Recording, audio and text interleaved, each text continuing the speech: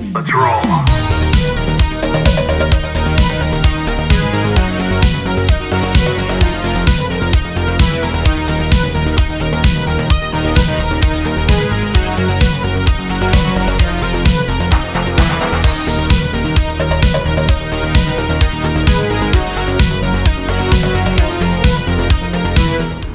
Halo guys, balik lagi sama gua Surya Justrizal. Jadi kali ini adalah video yang ke-100. Wih, nggak berasa ya, gua udah bikin video tuh udah 100 gitu loh. Dan ini dia GSX R 150. Dan ngomong-ngomong, stiker udah pada gue cabut-cabutin yang di depan ya. Dan ini sedikit agak kotor karena ya belakangan musim hujannya lagi nggak jelas ya. Jadi ya udahlah, gue cuekin aja. Toh juga kalau dibersihin nanti hujan lagi, kotor lagi ya kan. Dan pada kesempatan kali ini gue pengen ngasih tahu tips ngerawat Suzuki GSX R 150. Dan itu juga berlaku untuk GSX S yang nekat dan Suzuki Bandit yang udah discontinue tapi orang-orang masih ada yang make. Oke, jadi hari ini spesial banget. Video ini nggak berasa gitu loh, kayak gue main YouTube ternyata udah punya 100 video gitu, kayak wow. Jadi ini lanjutan dari video yang dulu gue pernah bikin yang 5 plus minus dari GSX. Dan kalau misalnya kalian udah pertimbangin soal plus minusnya, ngomong-ngomong kalian bisa cek videonya di pojok kanan atas. Terus dan akhirnya kalian meminang klien Suzuki nih, GSX yang 150 cc nya, kalian mungkin mau melihat video ini dan mempertimbangkan beberapa hal. Dan saat mengambil GSX ini ada satu hal yang jadi pertimbangan, yaitu perawatannya. Jadi biar gue jelasin dulu, perawatannya itu dibagi jadi 3, yaitu ada perawatan soal mesin, perawatan soal kaki-kaki, dan perawatan komponen lainnya kayak tuas penggerak, kayak tuas kopling, tuas rem, dan lain-lain. Dan semuanya itu harus punya jatah yang sama dan harus diperhatiin gitu loh.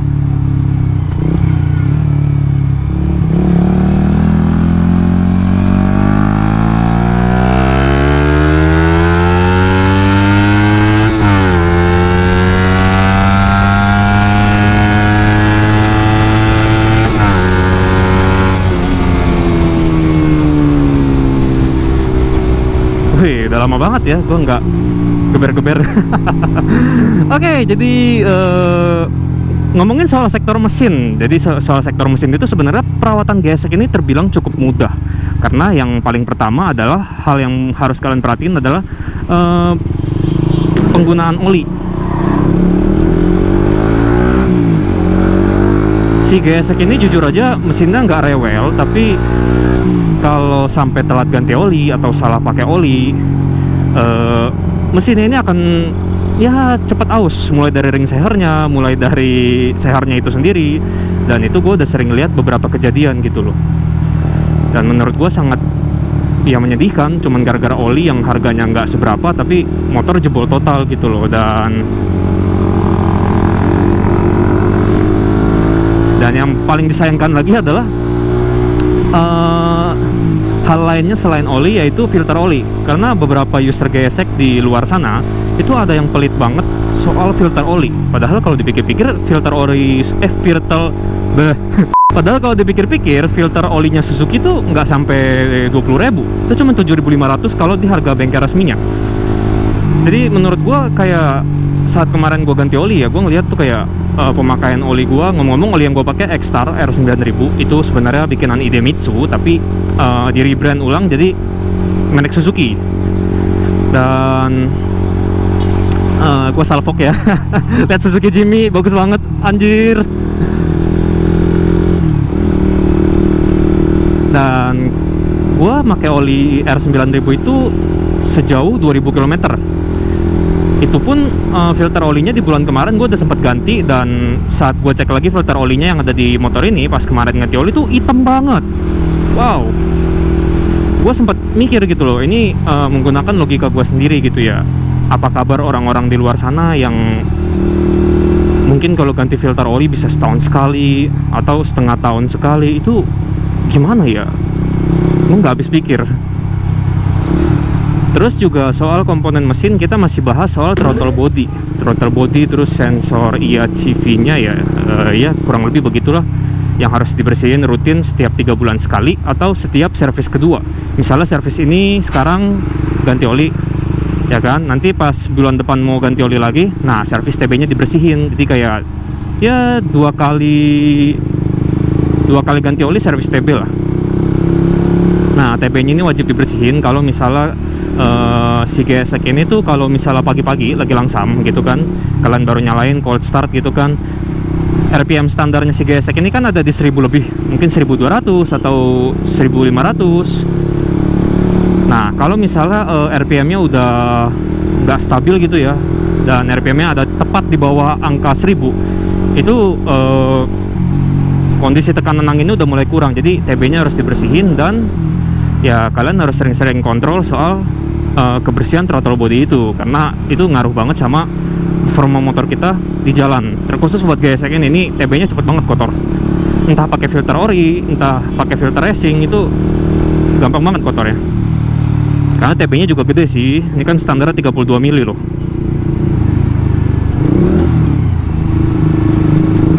Terus soal komponen mesin lainnya yaitu soal pair coupling dan kampas kopling.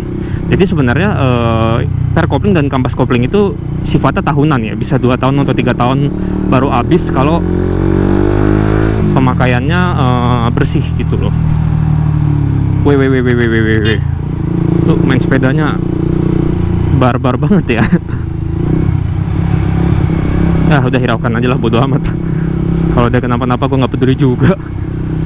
Dan ini kampas kopling dan pair kopling sebenarnya penyakitnya mirip-mirip, tapi ciri-ciri indikator ketika kampas kopling atau pair kopling udah harus diganti itu gampang, yaitu saat perpindahan gigi maupun netral ke masuk gigi satu gitu loh.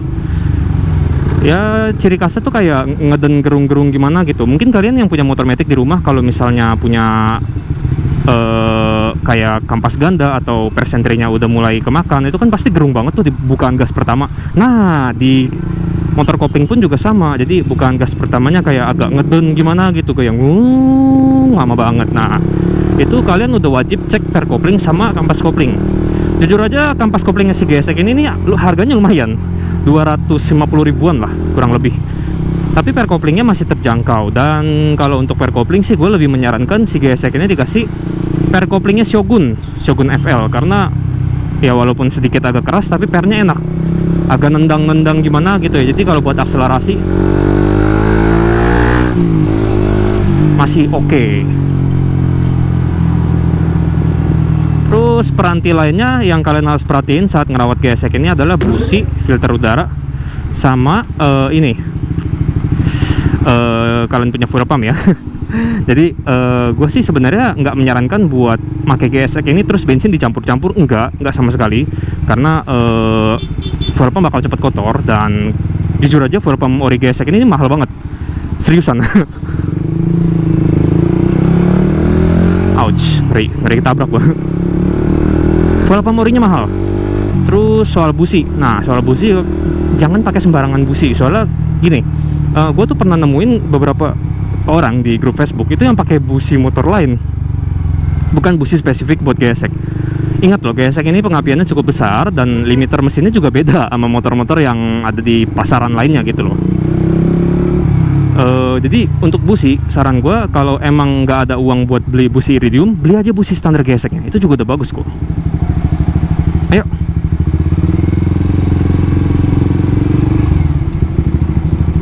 Jailah, ketutupan. Kanan yuk, kalau dapet sih.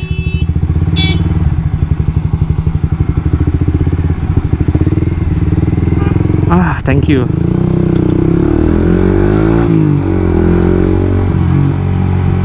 Ya tuh soal busi itu, kalau misalnya nggak bisa beli busi iridium yang buat GSX, kayak gue lupa tipenya tuh.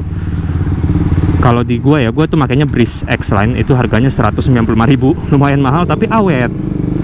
Tapi kalau misalnya mau yang agak murahan dikit, gue bisa saranin NGK CPR 9 kalau nggak salah, apa CPR 10 gitu.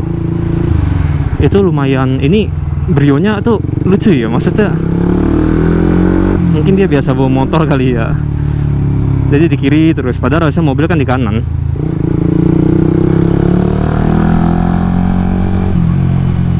Nah ya, jadi soal busi, kalau punya uang lebih ya bisa beli Breeze ya kan, yang palanya botak, atau beli NGK Iridium itu juga udah cukup. Benzoiridium juga boleh, tapi cari yang businya bukan busi tipe dingin, businya yang tipe agak panas sedikit. Terus juga soal filter udara, nah ini sering-sering dikontrol nih, karena seperti yang gue bilang tadi di awal, TB cepat kotor itu kan sebenarnya bukan karena dari diameter TB-nya juga, yang menurut gua ukurannya lumayan besar sih, tapi dari filter udara itu sendiri. Dan filter udaranya Suzuki yang orinya tuh menurut gua kapasitas penyaringan kotorannya tuh ya nggak bekerja dengan optimal ya. Karena kotoran masih tetap masuk ke dalam, tapi seenggaknya better begitu daripada nggak pakai filter sama sekali. Resikonya apa? Kalau misalnya pasir-pasir halus itu numpuk di dalam mesin, itu bakalan bergerak, lama-lama ya blok sama seher lecet. Dasar logikanya kurang lebih begitu. Terus apalagi ya, selama gue pakai gesek ini itu doang sih yang perlu diperhatiin.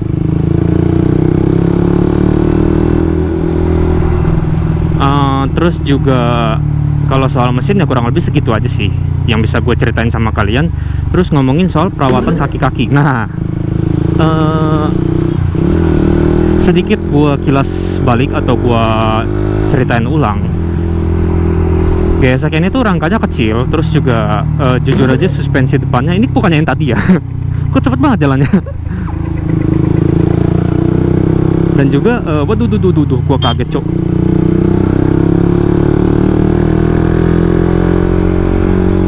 Dan juga suspensi depannya ini sebenarnya karena diameternya lebih kecil daripada kompetitornya kayak CBR, kayak R15 atau KTM RSI 200, itu ini GSX ini salah satu yang paling kecil. Dan kalau misalnya makanya agak jorok gitu ya, udah nggak perlu ditanya, ini udah pasti cepet bocor. Jorok tuh dalam artian setiap kena gajrukan dihantem, setiap kena lubang dihantem. Jadi kayak naik gesek tuh rasa kayak naik KLX gitu loh. Jadi jangan disamain mentang-mentang punya sok depan gede terus punya monosok di belakang, ya jangan disamain karena beda purpose. Sport bike beginner kayak gini nih yang 150 cc kecil kayak gini itu nggak boleh dikasarin juga sebenarnya. Nah untuk itu gue juga sangat menyarankan supaya kaki-kaki motor ini awet, itu ya perhatiin aja sok depan sama sok belakang. Jangan keseringan hantam lubang, jangan keseringan hantam polisi tidur, supaya lebih awet. Dan kalaupun misalnya rusak, habis itu kan kalian benerin seal shock, ganti oli shocknya, terus sama amit-amit nih ya, kalau sampai asoknya lecet juga nih, asok panjang dia ini lumayan mahal. Gua lupa berapa harganya, tapi ya kurang lebih seginian. Ya mahal sekali sih. Jadi untuk menghindari hal-hal kayak gitu, apalagi sampai asoknya bengkok atau asoknya lecet, kalian harus perhatiin cara berkendara kalian di GSX ini, karena jangan samain GSX ini sama motor-motor lain yang soknya gede-gede gitu loh. Dan gue sangat menyarankan si GSX ini dikasih preload di depan. Gue juga nanti pengen masang sih, tapi belum sekarang lah. Preload Bipro, jadi biar shocknya bisa diatur mau empuk apa mau keras. Karena jujur aja kalau buat ngebut-ngebutan ini shock depannya dia ini agak membal-membol. Memang ukurannya kecil kalau dipikir pakai teori dasar logika, shock depan yang kecilnya harusnya stiff. Tapi ternyata setelah gue pakai beberapa lama, gue ngerasain ternyata shock depannya empuk juga walaupun kecil gitu loh.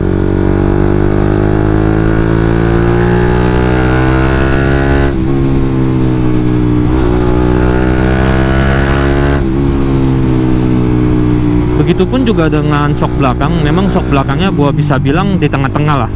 Dibilang empuk juga enggak, tapi dibilang keras juga enggak. Ya mungkin faktor berat badan juga ya, karena kan berat badan gue tuh cuma 62. Sekarang ini tuh 62. Dan gue nggak ngerasa tubuh gue berat. Jadi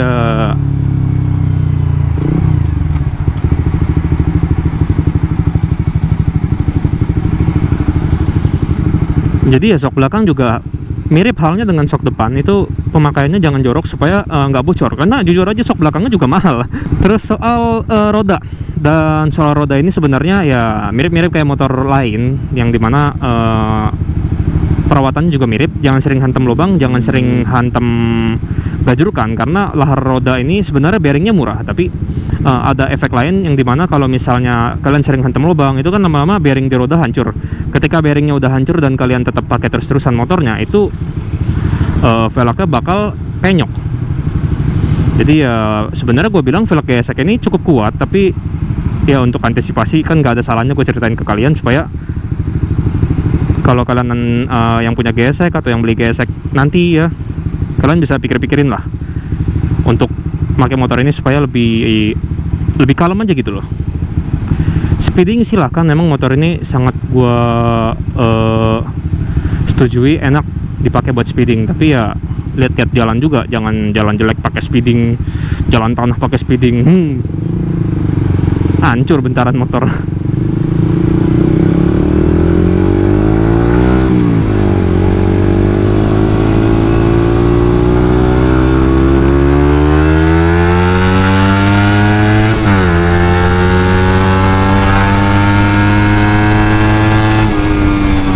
Gigi 3 udah 110 aja. Gue tuh baru ganti oli kemarin ini, motor ngerasanya enak banget.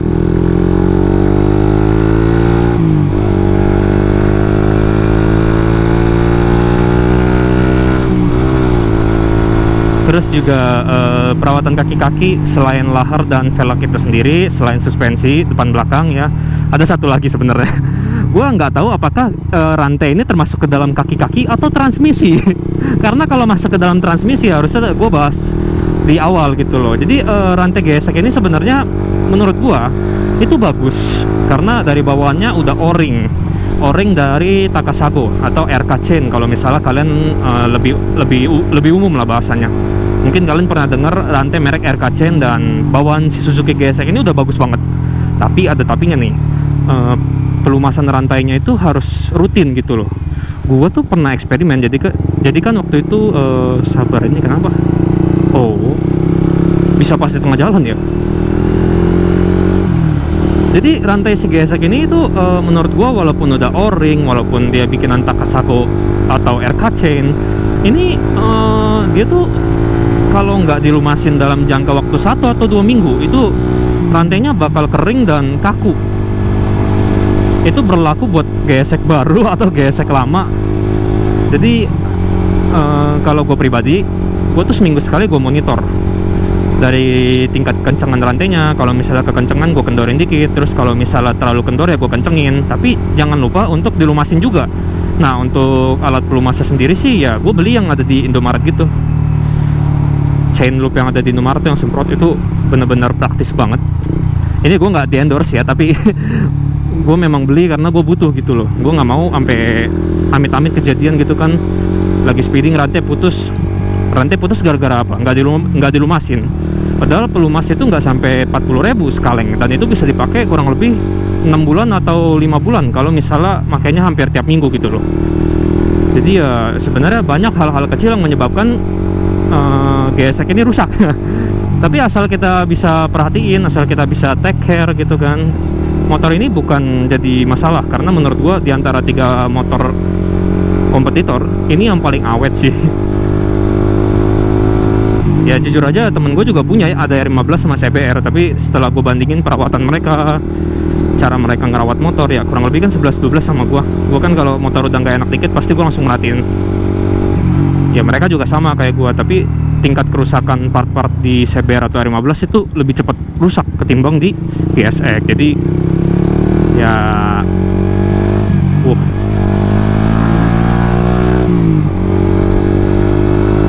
harus diperhatiin bener-bener.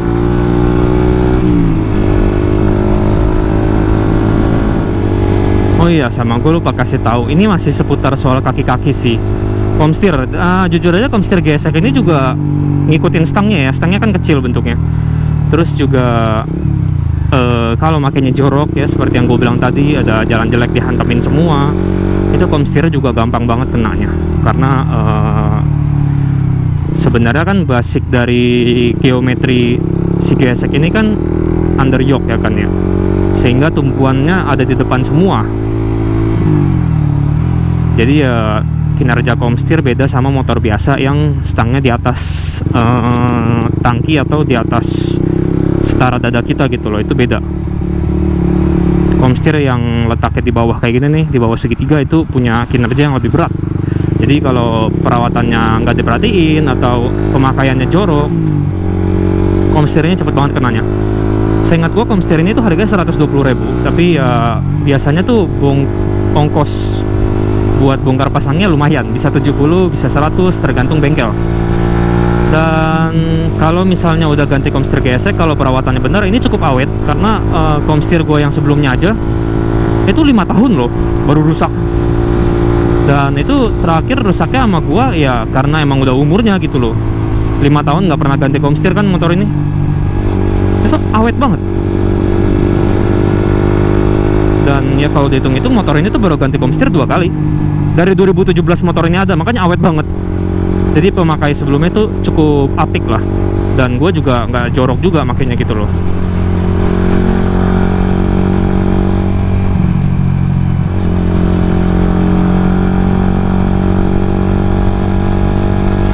Dan ini gue lagi pengen ngarah ke sirkuit BSD. Gue udah lama banget nggak speedingan pakai gesek ini ya. Terakhir gue speedingan di sini yang gue lari 160 tuh pakai gesek. Cuman waktu itu masih ada quick shifter. Cuman quick shifter udah gue jual habis. Lebih seru ngopling kayak gini sih. Ya mungkin kalian pengen lihat cuplikannya.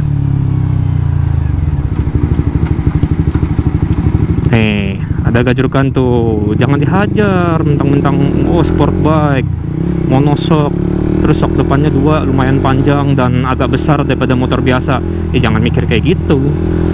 Motor biasa sama motor sport tuh nggak ada bedanya sebenarnya.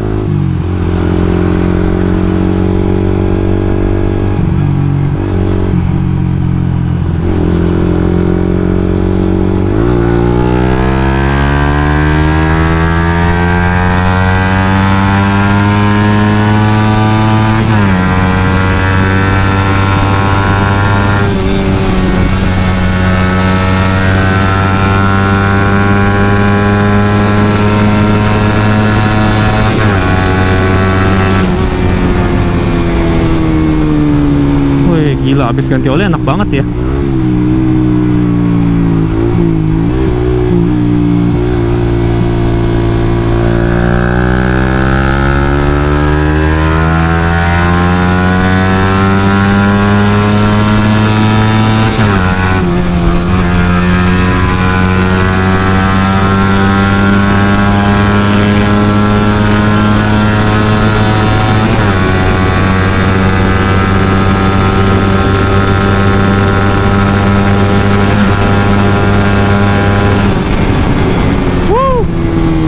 Mantap bu, udah lama gue nggak ngebut-ngebutan kayak gini.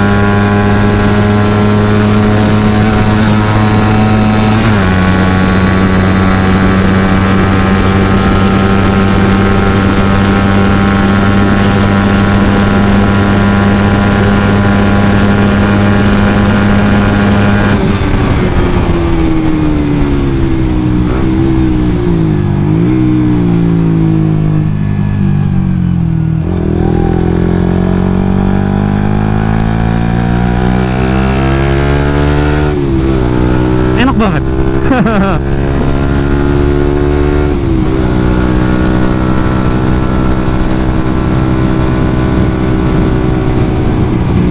Dan juga ini soal yang terakhir ya, dimana tuh komponen lainnya yaitu tuas-tuas penggerak kayak misalnya kopling. Kopling ini sebenarnya bisa dibuka, terus tali koplingnya tuh diisi WD, dikocok gitu biar debunya keluar. Jadi tali kopling tuh nggak seret. Terus soal tali gas dan di throttle body kan kayak ada koin buat nyangkutin tali gasnya tersebut ya. Itu juga sebulan sekali disemprot WD biar ini aja biar gak luas gitu loh. Jadi rumah tali gas sama koin yang di TB tuh yang buat nyantolin tali gas itu juga sering-sering lah dicek, dan kalau misalnya udah kering ya disemprot lagi pakai WD gitu kan. Standar samping, terus beberapa slot kunci nih kayak buat kunci keyless, kunci tutup tangki bensin, terus kunci bagasi itu juga disemprotin WD biar luwes gitu loh. Jadi nggak kemakan sama sebutannya apa ya, kalau udah kering gitu kan, kaku gitu ya, pokoknya kayak gitulah. Terus juga jangan lupa tuas persneling di bagian dekat underbone-nya itu juga disemprotin WD. Terus juga dengan rem belakang beserta pengaitnya itu juga disemprotin WD. Biar apa? Biar motor ini tuh enak dipakai. Tuas remnya lancar gitu kan, nggak seret-seret. Terus juga injekan remnya maupun persnelingnya nggak macet gitu kan. Jadi ya semua perawatannya sebenarnya agak simpel sih GSX ini sih, nggak kayak motor lain yang tensionernya lah, apanya lah, dia nggak punya masalah yang benar-benar serius gitu loh. Nah, ngomongin soal masalah seriusnya, mungkin ada beberapa. Sejauh ini ada 3 yang sering kejadian, yaitu master rem depan jebol. Jujur aja sebenarnya memang master rem depan GSX ini enak banget, enak banget. Kalau buat panic braking ini rem depannya sangat bekerja dengan baik. Tapi ini rentan jebol juga sealnya. Dan sebenarnya kalau udah jebol pun kalian ganti seal orinya tuh murah. Seal orinya tuh 20.000 atau 30.000, murah banget. Makasih.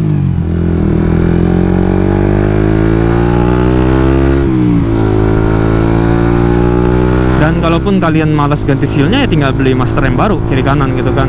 Woi, ini kenapa gue ngeracinin orang buat modif ya?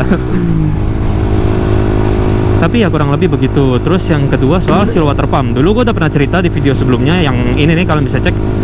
Seal water pumpnya GSX ini sebenarnya letaknya tuh ada di pinggir kanan dekat. Maaf, aduh, untung nggak jurukannya ini loh, empuk loh. Sorry ya, nggak lihat gua. Nah, seal water pump GSX ini tuh kebanyakan banyak yang kemakan, dan itu kalau udah kemakan bisa nyebrang karena oli yang ada di pinggir kanan ini, di engine kanan, itu bisa masuk ke jalur radiator atau jalur water pump, dan itu cukup bahaya kalau dibiarin lama-lama. Seal water pumpnya sendiri 120.000 udah sama kipasnya, jadi ada sealnya, ada kipasnya, kalian mungkin pernah lihat juga. Terus seal water pump, master rem, sama radiator depan. Yang gue lihat tuh beberapa kali ada beberapa user GSX ya yang mereka ngeluh tuh radiator depannya bocor dari si kotak besi putih itu tuh yang ada di depan sini. Sebenarnya gini, itu bocor tuh biasanya kalau nggak karena kotoran yang mental lewat spakbor depan masuk ke radiator akhirnya nancep bikin bocor gitu kan, nggak ada hal lain lagi yang bisa bikin bocor kecuali teman lu jahil gitu kan, terus ngebolongin radiator lu, ya beda cerita. Tapi biasanya hal-hal umum itu gara-gara itu. Solusinya gimana? Belilah cover radiator, beli aja yang murah-murah, yang penting radiator lu ketutup dan aman. Jadi kalau misalnya ngebut kencang gitu kan di jalan yang jelek, kena batu-batu, nah radiator nggak kena bentalan kerikil dan radiator nggak pecah gitu loh. Terus hal lainnya tuh yang gua sering denger, apalagi ya, udah sih 3 itu doang yang gue sering denger ya. Penyakit GSX itu tuh radiator, seal water pump, sama master rem depan yang sealnya juga cepet jebol sih. Ya wajar, remnya enak banget nih, gue kasih lihat nih. Ini pakemnya luar biasa coy. Tuh gue tuh untuk kedepannya beberapa project di motor ini gue spoiler aja ya. Jadi gue pengen masang preload, copot spakbor belakang pakai undertail. Akhirnya gue bosen juga pakai spakbor standar. Terus juga gue pengen ganti spion sih. Jujur aja sebenarnya spionnya bagus, tapi ya namanya anak muda bosen gitu kan, ya mau gimana lagi gitu loh. Tuh perkopling Shogun tuh gue demennya gitu, kayak pakai persentri bit karbu di Vario. Nah kurang lebih sama persis, enak, empuk, dan murah. Ngomong-ngomong persentri bit karbu juga harganya 30 sih ya. Udah kuning, yakin? Oh iya. Itu CR-V muter baliknya telat banget.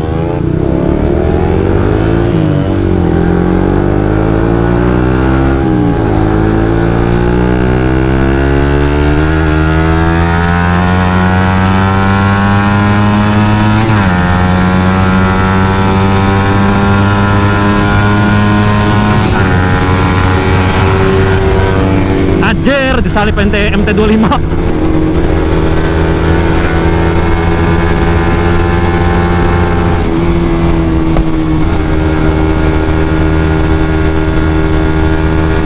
Sabar ya, nanti tahun depan gue bore up ini motor. Kalau standarnya dia mah cuman kuat buat lawan 150 cc doang. 2,5 kicep ini. Bangke, kaget gue tadi.